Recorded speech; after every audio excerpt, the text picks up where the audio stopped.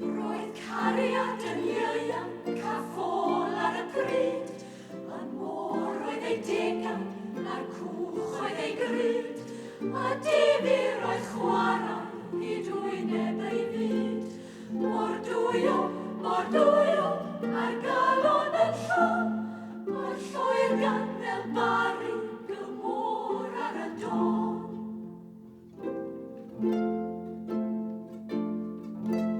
Rhyw nos o Laileiad, a ddaeth yn ei thro. Rhodiana i garw, neu dau oedd y fro. Mor dwylo,